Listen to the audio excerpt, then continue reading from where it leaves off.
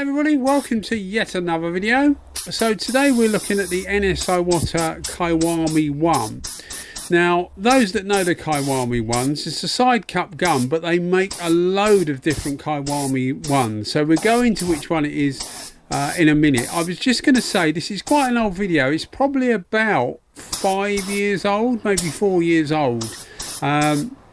And one of the things that made me dig it out was because somebody said to me the other day, and I can't remember what it was on, I think it was Instagram, but it might have been on YouTube, you know, in one of the comments. But somebody was talking about recommending guns and, you know, what to do. And that was, would I recommend, he just wanted to buy one gun. Would I recommend a mini gun or a full-size gun? He mainly wanted to do bike stuff. Would I recommend a minigun or a full-size gun? And I said, if you asked me that 6 years ago, I would have said a minigun. You're asking me it now, and I would probably say a full-size gun, because a full-size gun you can still do a lot of the smaller stuff with, but you can also, it makes it faster to do the bigger stuff. And you know, somebody said to me once, you can do anything with anything, and you can, but obviously there's time restraints, and especially if you're doing bigger items, you want to keep the material that you're doing open, you know, to go around the whole car or whatever. So time is a constraint, and certainly if you're doing this for a living, time is more of a constraint, because the more time you take, the less money you'll make out of doing the same thing. So it just got me thinking, and because it's an old video, I've changed my style slightly, and that's because I used to tend to do bike stuff in sections. Because the fans were smaller, the material output was smaller, I used to tend to sort of section it off in 3 or 4 sections and do that.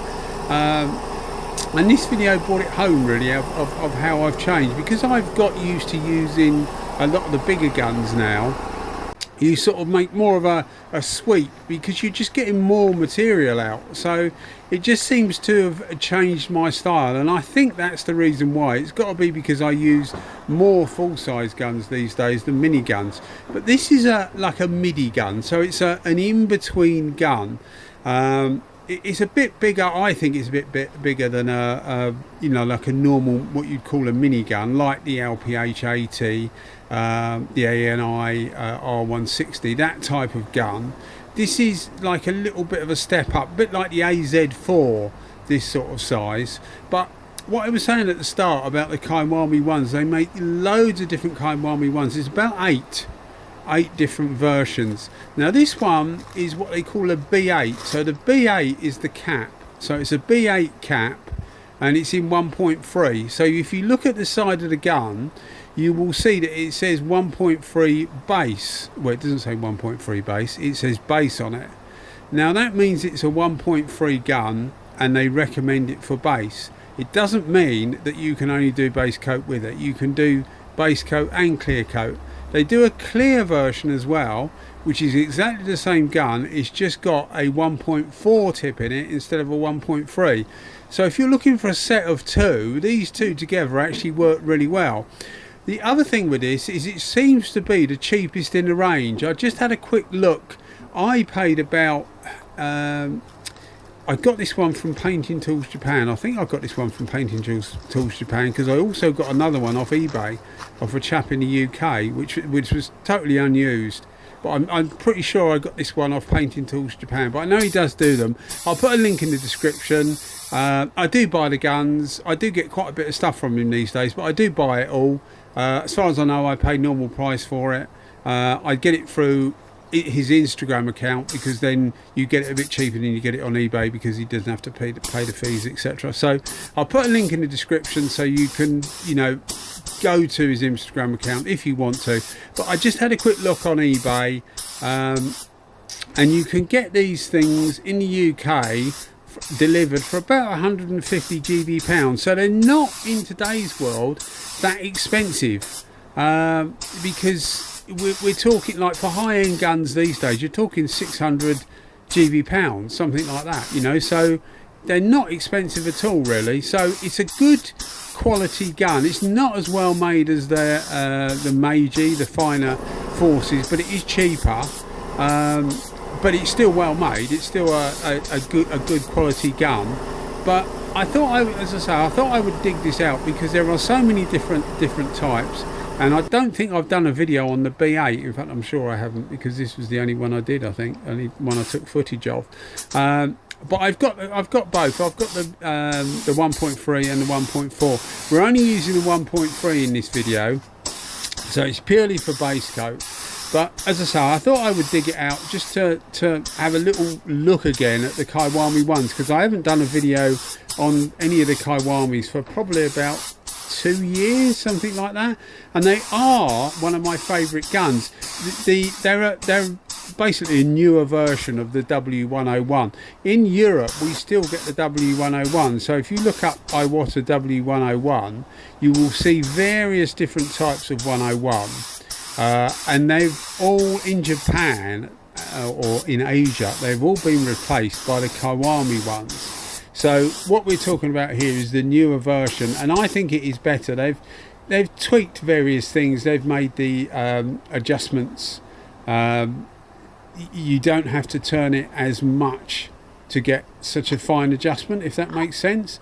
And also things like they've changed the thread on the cap. They say that's to make servicing easier, but it's not to make servicing easier. It's so that you can't swap old with new, so that you have to buy more, basically. It doesn't matter, does it? If it takes you 1.5 turns instead of 1 turn to get the cap off, it's not really going to make much of a difference to your day, is it? But that's what they claim. As I say, it's not. They've done the same with the Kiwami 4. It's purely to make you buy new stuff, but it actually gives a pretty good fan size. The settings I use for this, I was doing the underneath as well. The underneath, it is just purely about coverage, really, and to stop it going off. I've got some footage at the end. The footage at the end is of this particular base coat, but it's not. The clear coat wasn't done with this gun. It was actually done with a 1.4 version, which I think I videoed at the time. I'm not sure where it is at the moment. I've had a bit of a nightmare couple of weeks with phones, and if you're anything like me these days, you rely on your phone for virtually everything, and when one of those things goes wrong, which mine did, it really really makes you realise how much you depend on these things. Anyway, I'm slowly getting there, but finding some old records and that are proving a bit more difficult. But anyway, I won't go into that. It's not worth it. So yeah, the settings on this, as I say, underneath was purely just to cover up, basically, before clear coat went on it. But I used it nearly full fluid for the outside shots. The underneath was about 2.5, which is not representative of what you would normally do. You can't see the underneath of the tank. As I say, it's purely to cover it up. But the coverage is actually really good, and this is a Yamaha silver, and with a lot of silvers you can sometimes get mottling effect. You'll see me at the end, which is coming up now. I'm basically doing a drop coat, and there's a little left, so I'm just basically using it up. Yeah, I mean, these are really good guns. I do like the side cups. I've said this before, and I'm sorry to go over old ground, but I realise a lot of people watch a video that haven't watched my other videos, but I find the side cups really good. You can angle the cup at whatever angle you want to, within reason anyway, and get really good finishes with a gun. And because it's gravity fed, it keeps the material coming through the gun. Overspray with these is really good. They use about 2 bar. I sprayed these at 2 bar. I've put the settings on the video anyway, but I sprayed it at about 2 bar, and I think they're a really good value for money gun.